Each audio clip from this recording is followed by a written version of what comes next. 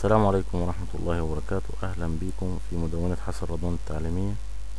النهاردة إن شاء الله هناخد الدرس 13 في الوورد، وهو التدقيق الإملائي والنحوي للمستند.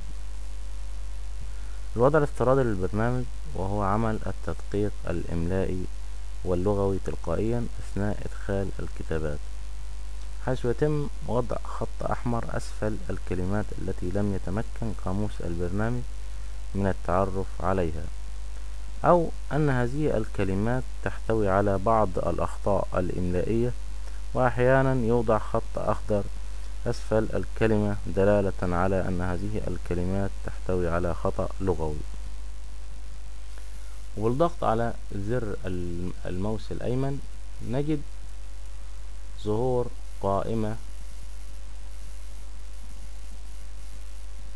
بها العديد من الكلمات المقترحة للتصحيح، وبها العديد من الاختيارات الأخرى. فنجد ظهور أكثر من كلمة يقترحها البرنامج لتصحيح هذه الكلمة، وعلينا أن نختار الكلمة الصحيحة من هذه الكلمات. فباختيار هذه الكلمة الجديدة مثلا نجد أن الخط الأحمر هذا يختفي، ويتم تصحيح الكلمة إلى الكلمة المختارة. ويمكن أيضا أن نختار تجاهل الكل، أو تجاهل هذه التصحيحات كلها وترك الكلمة كما هي. فمثلا بالضغط على تجاهل الكل هذه نجد أن الكلمة ظلت كما هي، وتجاهلنا كل هذه الاقتراحات المدرجة. ويمكن أيضا أن تضاف الكلمة إلى القاموس البرنامج إذا كانت الكلمة صحيحة أصلا. فيمكن أن تكون الكلمة صحيحة ولا يحتويها القاموس، فيمكن أن نضيف هذه الكلمة إلى القاموس رغم أن هذه الكلمة غير صحيحة طبعا.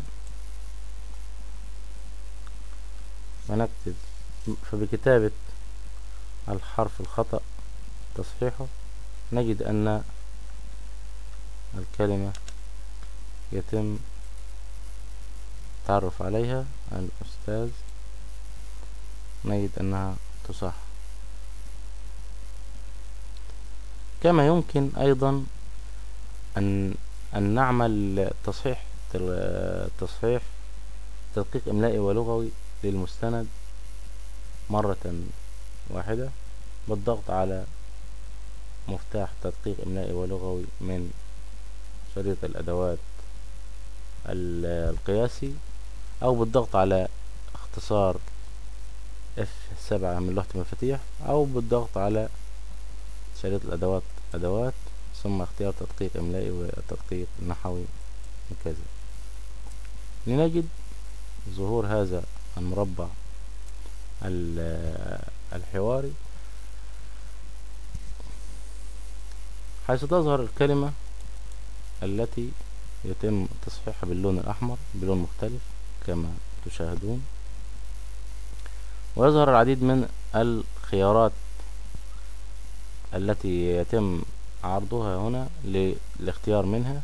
فالاختيار مثلا هذه الكلمة أو هذه الكلمة، اختيار الكلمة الصحيحة، ونضغط هنا يوجد العديد من المفاتيح، فنضغط هنا تغيير لتغيير هذه الكلمة باللون الأحمر إلى الكلمة هنا، أو تغيير الكل لتغيير كل الكلمات المشابهة في هذا المستند المشابهة لهذه الكلمة بالكلمة التي اخترناها هنا من الاقتراحات، أو بالتجاهل لتجاهل جميع الكلمات المشابهة إلى هذه الكلمة، أو تجاهل مرة واحدة لتجاهل التصحيح لمرة واحدة فقط، ثم يسألنا البرنامج عنها أو يعرضها في الكلمة التالية يتم عرضها أيضا لكي تصحح. يبقى عرفنا أن التجاهل مرة واحدة بيتجاهلها مرة واحدة، بيتركها كما هي مرة واحدة، ويسأل عنها في الكلمة التالية بعد ذلك. في نفس المستند. أما تجاهل الكل فيتجاهل جميع الكلمات ويتركها كما هي. أضاف القاموس لإضافة هذه الكلمة إلى قاموس البرنامج. وقلنا أنه تغيير يتم التغيير مرة واحدة، وتغيير الكل يتم تغيير الكلمة، جميع الكلمات الموجودة بالمستند إلى هذه الكلمة المختارة من الاقتراحات. طبعا تصحيح تلقائي هناخده إن شاء الله في الدرس القادم. بعد التغيير، نضغط تغيير، يقوم هذا المربع الحواري باختيار الكلمة التالية، ويعرض أيضا مقترحات الاختيار منها، فنضغط تغيير الكل مثلا لتغيير كل الكلمات المشابهة إلى هذه الاقتراحات. أهم هنا نختار هذه الكلمة، نضغط تغيير. عندما ينتهي البرنامج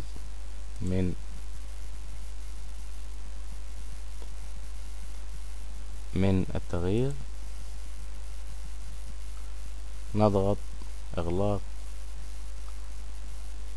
وهنا الكلمة باللون الأخضر، وهو اقترح تغيير هذه الكلمة إلى كلمة أكثر معبرة أكثر، ما تحتاج هذه العبارة إلى مراجعة، حيث أنه يمكن أن توجد بهذه العبارة خطأ نحوي وليس خطأ لغوي كتابي.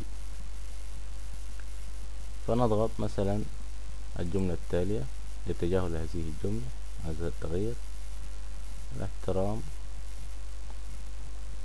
نضغط أيضا الجملة التالية، نجد رسالة الانتهاء من التدقيق الإملائي والنحوي، نضغط موف ليتم تصحيح المستند جملة واحدة.